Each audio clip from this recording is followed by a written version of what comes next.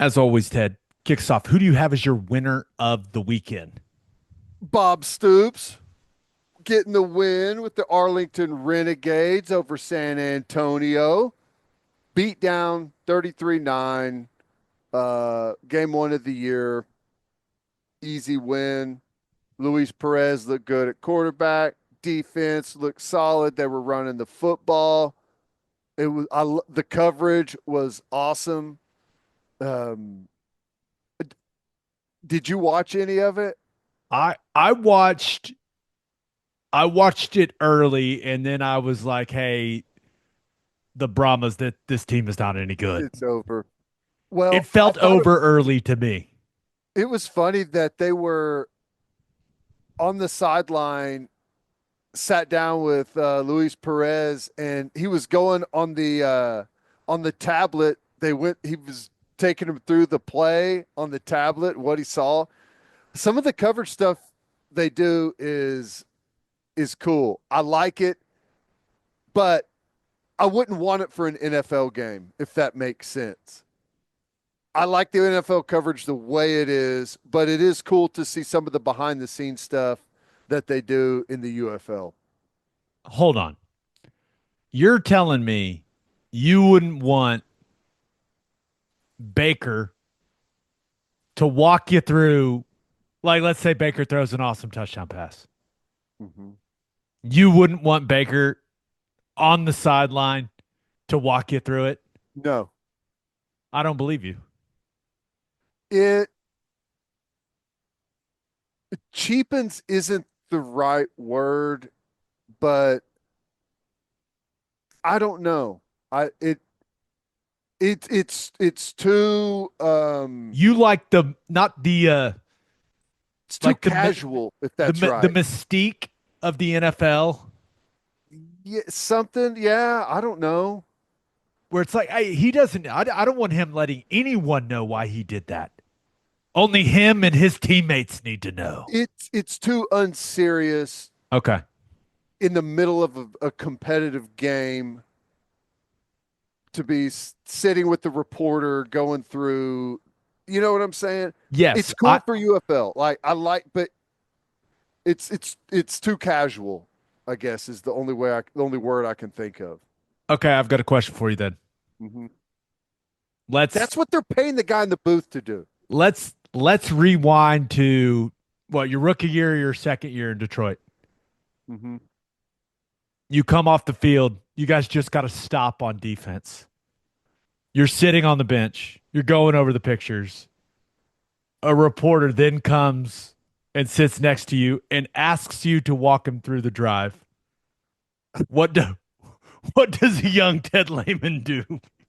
Well, uh, if that was like not a thing and that was outside of the like what people were doing, I would have probably lost my mind. But if that was like a new thing, hey, they're going to come over and ask you like what went on, I probably would just get up and walk off.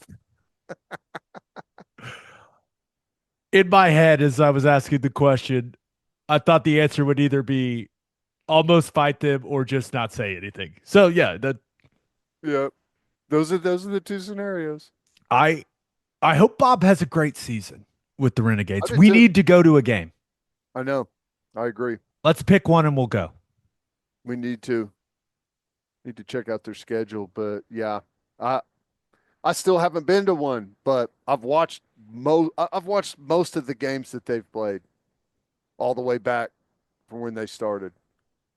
It's I've fun. watched out of all the was XFL now UFL stuff. I've definitely logged the most Renegades hours for sure. Yeah, it's cool. I like it. I like their quarterback, Luis Perez. He's got a great story. You just don't like when he tells reporters what he's thinking. I no, I do like it. I like it for the UFL. I don't I don't know. Keep it in the U. It's their thing. Would you like it in college football? No. Interesting. I think I'm with you. I've been sitting here thinking about it. I don't want reporters in the game. I like the coach interview before halftime. Like that's all I want. Let the color analyst on TV do it. Now that I'm thinking about it, it would probably be no, we would definitely send Plank. We wouldn't send me. Plank would be much better suited for that than me. But like if we could do it for the radio broadcast, I think that would be cool. But I think you just said we wouldn't do it. You would vote it down. We'd be yeah, absolutely not. I feel like Well, I'm thinking about this too much. I I don't I know think why. I don't think. Hey, what happened there? I just whatever. I broke to the corner and I put my hand up and was hoping and he saw me. Is yeah, that's one thing. But like to sit down and go bring the tablet up and like run through the play a bunch of times, that's totally different. Only in the U. Like a quick comment on the fly, I'm fine with. Catching a guy as he's jogging to the sideline. What happened there? I don't know what happened. I just threw the ball touchdown, whatever. It's amazing. That stuff's fine. Maybe we can work some of that in to the broadcast. You just need to start doing it until someone tells you to stop. I You have a know how feeling that would be rather quickly. everyone's gotten used to the guy with the camera running out onto the field, to get the shots? Just do it with the microphone. Everyone's used to those people being out there now. Well, we always have our preseason Meetings, radio meeting. throw it in there. Yeah, we'll just worst they could say is no. Who do you have as your loser of the weekend? I had to go with the Diamond Sports. Uh I I knew when we lost both series, I I knew something was up when the Renegades were winner of the weekend. Let's just be real. I mean, Yeah. just not a good Sunday on the Diamond, Ted. It wasn't. It was tough. It was tough. Yeah, Tennessee, they came in, they got a good pitcher. They got it done on Friday night and then closed it out on Sunday. Uh, Close game. Sooners had the lead. They were cruising early. They were up 3-0, I think, and cruising, and then had a bad inning and it just couldn't climb back into the thing. And then for baseball, uh, I mean, somewhat similar. They got a run on early, and then it gave up a couple of big runs, and then tried to claw them back in. They had a couple of different rain delays, but just came up a little bit short. Made it a little interesting late. You know, a They did. couple of innings there with a couple runs, but hey, we knew when OU was going to the SEC, obviously the first thing we thought about was football. But we knew that it was going to be a lot different for baseball and softball. And I think this is just something that I'm not going to say we're going to have to get used to it, especially with the softball piece. But this is a really, really competitive league in softball and baseball. Yep. And I think ultimately both the baseball program and the softball program at the end of the day are going to be much better for the competition throughout conference play. Yeah. Like I think OU softball is going to come out as battle tested as they've been heading into the postseason this season. And I know they've got all kinds of new pieces, but I truly believe that like losing a series ain't the end of the world for Patty Gasso. Like we've seen how has used that type of stuff in the past. I don't expect this year to be any different. Totally agree. Not worried about it. And to be honest with you, I kind of sensed it coming with this Tennessee team. Um, but you heard her in post game. We're not good enough, and that is usually a pretty motivating factor for her team whenever she says that. So I've got no worries about them bouncing back. In baseball, it was. I mean, there's no shame in losing a series 2-1 at Alabama. Alabama's playing really good baseball right now. They got two of the best hitters in the entire game. Their shortstop LeBron is incredible. He drops bombs. He's great defense. I mean, he's a superstar. Um, but I think we're going to be just fine. But they were close to pulling off the series win. But I think we got LSU coming to town this week. Get your ass to the ballpark. I have a feeling people will be there wearing That'll be a good crimson one. and wearing purple. Yeah. Toby said so far through three series, Eldell Mitchell's been the best environment that they've played in. I love hearing that. Well, I would expect that to continue with the Tigers coming to town. I do too. My I will only be other there. my only other thing for baseball is how can OU baseball do weird things with the bats like the Yankees are doing? Did you see that thing? And I know metal wood. Hey, listen, the physics is the physics is the physics, man. Just lower that barrel, that sweet spot a little bit closer to the handle, make it look weird. The torpedo bat, sign me up. That thing looks awesome. Yeah, it does. It's funny though, like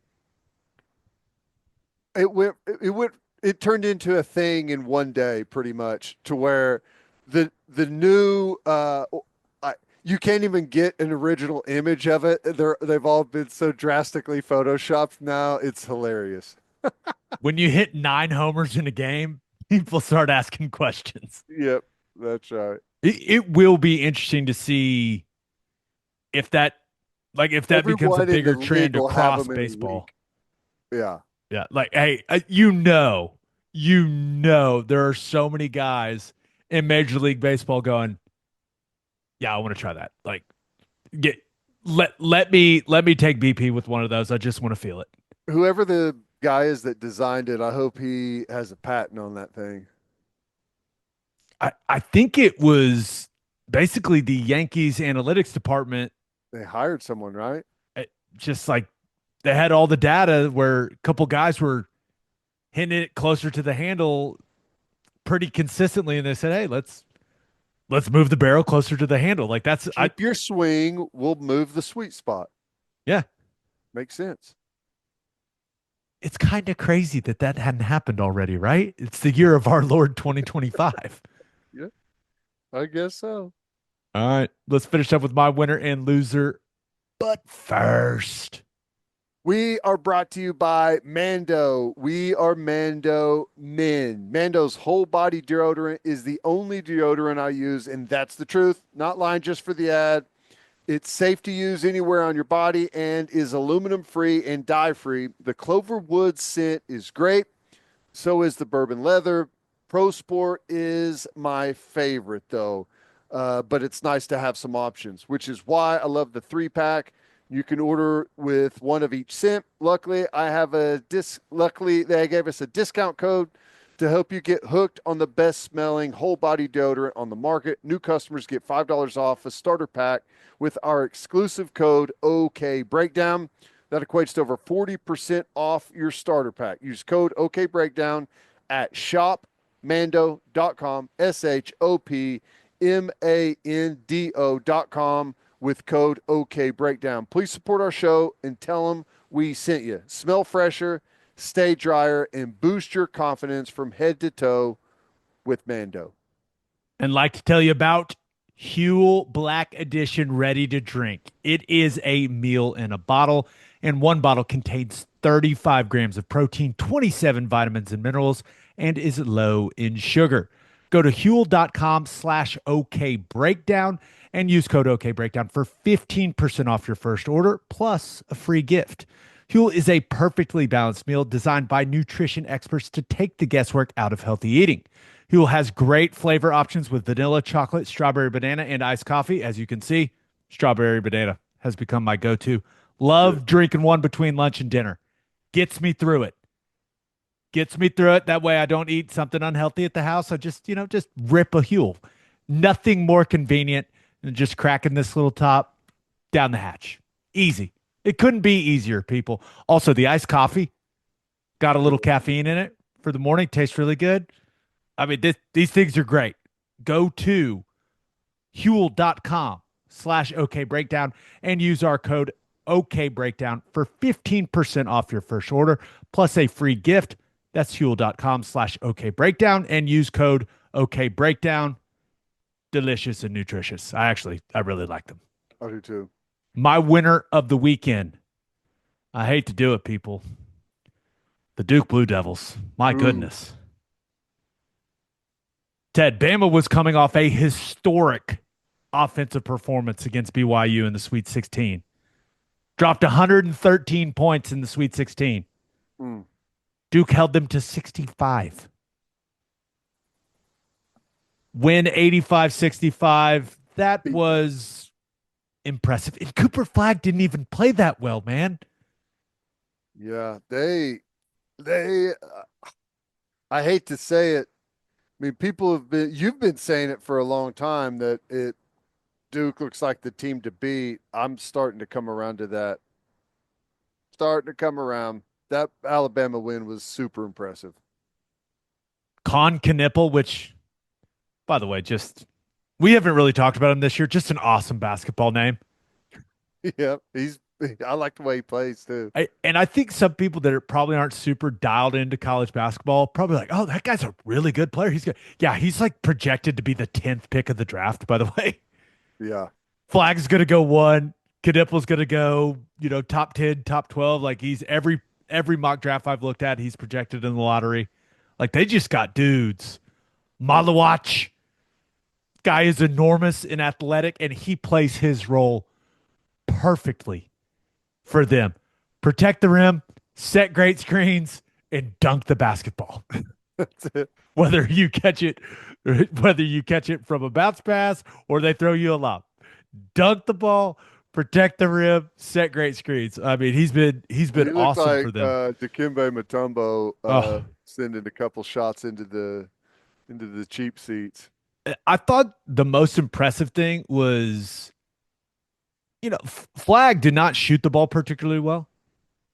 The offense isn't what stood out. Like they were great defensively. Mark Sears looked miserable for Bama. Like coming off just an incredible performance in the Sweet 16 game, and he was having to work even to just get a shot up.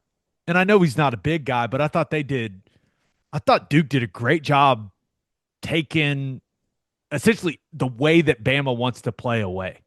Yeah, That's good coaching, and clearly they've got like 6 NBA players on their team. That helps too.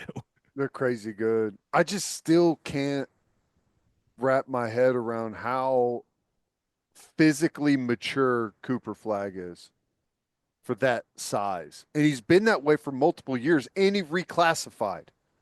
Andy's from Maine. And he's from Maine. Who It's can hoop that strange. well and is from Maine? I don't know. I, He's impressive though. they're really well coached. John Shire deserves credit. Like watching them play on offense, like go and watch some of these other college basketball games and then go watch Duke, like all the movement, all the cutting, the way that they share the ball, but also the way that the guys can go in isolation because they're so talented. Like Tyrese Proctor may have been the best player on the floor in that game. Yeah. Dude has an absolutely pure jumper.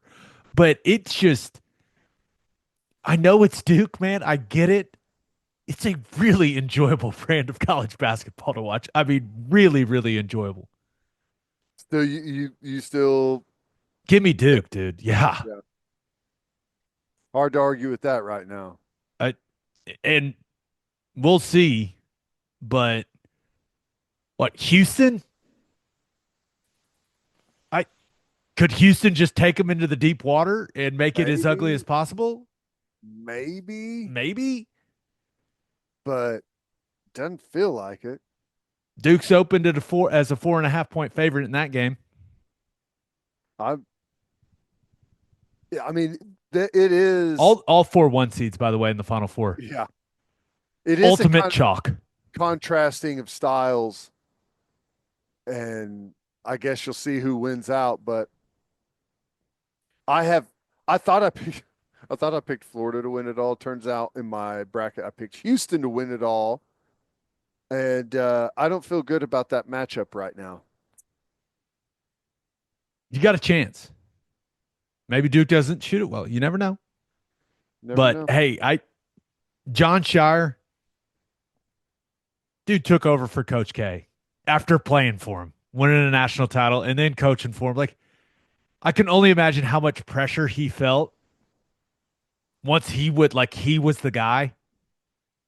It's not easy, man. And he's got the old alma mater back in the Final Four. Well, yeah, but don't you feel like the pressure's just now starting? Like, I'm sure that you thought, okay, well, you're in the Final Four, but then it's like, well, how could you not win it with this team? You better win it with this team. You know what I'm saying? Like, I don't think the pressure will stop until you actually do it. I think that's the best pressure to have There's ever. no doubt. Like, There's hey, no you've doubt. got the best players and you're already in the Final Four. Okay, yeah, sign me up for that pressure every day. No doubt. He also seems, I don't know, like, I remember him as a player. I do not remember him being as handsome as he is now. I don't know what's going on there. It seems like he's getting better. Like, I have no problem admitting when a guy is good looking. It seems like he's getting better looking. It's strange. Some guys get better looking as they age. He's one of them, undoubtedly. Got the squad in the Final Four, looking good, doing it. Good for you, John Shire. He'll My look loser of the better after weekend. that pay raise he'll get after they if they go win a title too. I I do wonder if he's going to be an NBA coach. I, I think that's. I don't know if you would ever leave Duke if you're him. If you got Duke rolling, I don't think you leave Duke. Right. The NBA is a little. You're dealing with a little more there, even though college is what it is now. But Turn into somewhat the same thing. But we just saw Taylor Jenkins get fired right before the playoffs when he's got his team right in the mix. Sure. I still get. I looked at my phone like 3 times when I got that alert. I was like, wait, what? So weird. All right, my loser of the weekend. The FBS Oversight Committee. I'm disappointed in them, Ted. I know it. They denied Colorado and Syracuse's request to conduct joint practices against each other this spring. Now, I don't know if they were actually going to do like true NFL preseason style where you do 2 practices and then you play a preseason game. Like, I don't know if Deion Sanders and Fran Brown were going to be able to pull that whole thing off, but I they should be able to practice against each other if they want to practice against each other, especially when you see the 3 reasons that the committee gave for denying the waiver. Reason number 1, late timing. Some teams have already finished spring practice. So if they wanted to do that, they couldn't because they're already done. Okay. Second reason they gave, recruiting advantage. Because just like the previous point, some teams have already finished their spring practice, so they couldn't do this. So this is a recruiting advantage somehow for Colorado and Syracuse. And then reason number 3, which I will not lie, I laughed out loud at when I read, which is not a good thing because academics were very serious to me when I was playing college football. But the third reason that they gave for denying the waiver, concern that the players missing classes for the practices would affect their academics. Right. Yeah, that one day. Yeah. The 2 days, the semester's down the drain for the 2 practices. Yeah. Meanwhile, baseball oftentimes misses Tuesday and Friday. At least maybe they leave on Thursday. I don't know. They miss all kinds of time. That one's ridiculous. The recruiting advantage is, I mean, it's so funny to me because how much did Ohio State pay to players in NIL this year? They won a national championship. 30 million? I don't know. 25, 25? Put a number on. 23. What's a bigger recruiting advantage? Paying out 25 $8 million over teams like how do you think that compared to Syracuse's NIL fund? What's a bigger recruiting advantage? Also, do you think anyone in the room, and remember, this is like athletic directors. I think Brett Bielema's on the oversight committee. Like there's some football people on it, clearly. But do you think anyone was like, wait, is practicing against Syracuse really help you in recruiting at all? Like you're Yeah, like what? stupid. Now the late timing thing, all right, that actually makes sense. Um, you know, everyone's not going to get a chance to do it, so you can't do it. Okay, fine. Well, when this thing first came up, how long ago was that?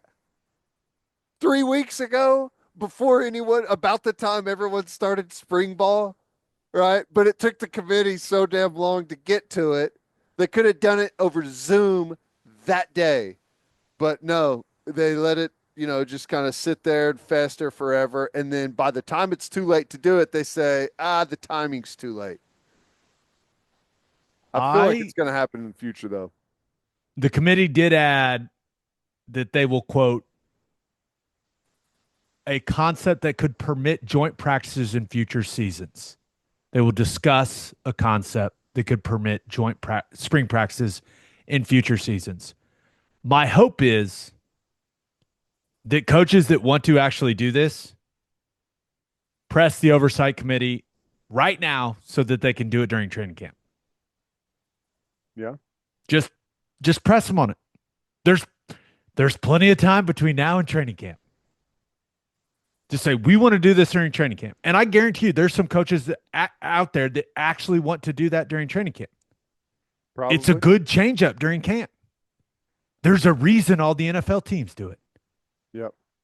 So I hope that the coaches that are serious about this, like press and press and press. I don't know how motivated Deion will be to press the issue since he got his $54 million extension from Colorado. Woo. And he's worth every dollar, man. We've talked about it. I don't think they have a choice at this point. If they lose Dion, they go. I mean, they're instantly irrelevant. I mean, that's kind of the problem whenever you have everything is like one person. But I don't. I think it's a good move for them. They're selling I games out. I guarantee. That's what I was about to say. I guarantee they're covering that with the attention they get because of it. Ton of media coverage. I mean, more people talking about Colorado football over the last couple of years than the previous 20 years combined. And then there was something I was very interested that got mentioned in an ESPN article about his new contract. Applications at Colorado have increased 20% from a year ago, Ooh. including 18% in applications from out of state. That's the thing that you got to remember that we get lost in this thing all the time. The reason anyone takes the time with this big debacle is because the real money is in tuition. And winning football games equals tuition. Especially out of state tuition. Yep. So Dion is incredibly valuable to Colorado, which is why he has joined an exclusive club of college football coaches that are making more than $10 million a year. Kirby Smart, Yes. Ryan Day, Mhm. Dabo, Steve Sarkisian. We don't have the actual contract, but we all assume Lincoln Riley, Kalen DeBoer, Deion Sanders, and some new guy to the sport named Bill Belichick. That's it, though. So Dion is in. I mean, he is in rarefied air there. Yeah. It's crazy. Congratulations to him. I guess we'll have to wait until next year for Bedlam spring practices. Yeah. Well, Maybe training camp practice. That would be awesome. They come down for a day, you just do a practice. That'd be fantastic. Players Yep. would love it. Yep. That's one of the things I was saying. Like, even if, like, I was kind of surprised to find that fans were like feeling like Oklahoma State was trying to use Oklahoma to make money. And I was like, okay, well, I see that. I wish they would do it, even if they don't televise it or sell tickets. If they just did it in the indoor, I still think it's something they should do. I'm 100% with you. It's fun. It's good. Yep. It's a good way to evaluate your team and where you're at. I agree.